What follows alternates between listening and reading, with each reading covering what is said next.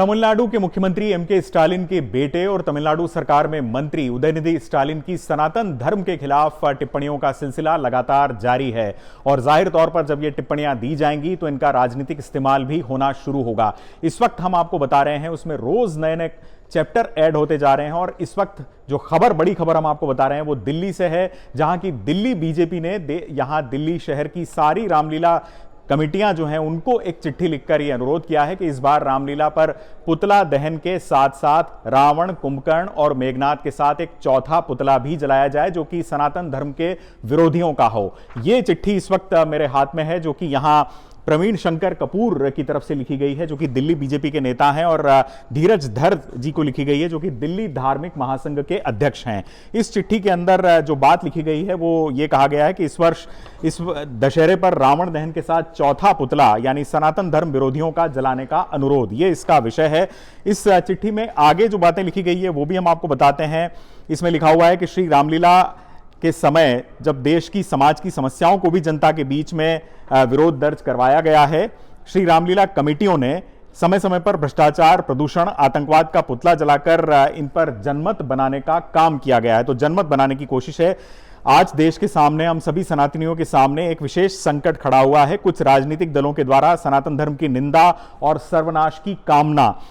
तमिलनाडु के मुख्यमंत्री के पुत्र उदयनिधि स्टालिन के सनातन धर्म विरोधी बयानों के विरुद्ध पूरे देश में एक रोष है, ये इस चिट्ठी में लिखा है। आगे लिखा गया है और जिन लोगों का जिक्र किया गया है वो भी राजनीतिक रूप से दिल्ली बीजेपी के विरोधी हैं। राजेंद्र पाल गौतम,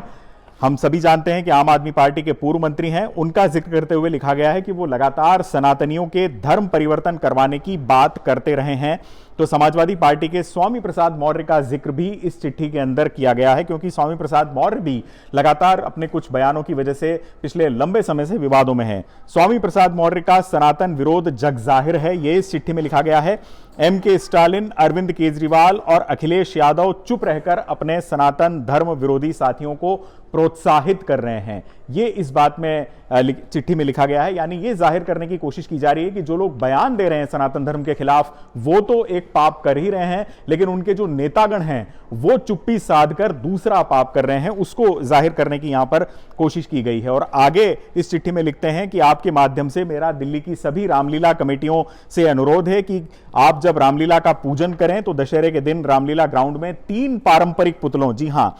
3 पारंपरिक पुतलों के साथ सनातन धर्म विरोधियों का पुतला जलाने का फैसला भी करें। साथ ही दिल्ली की सभी रामलीला कमेटियों में जिन राजनेताओं को आमंत्रित करें उनसे सनातन धर्म विरोधियों की निंदा करने का अनुरोध भी करें।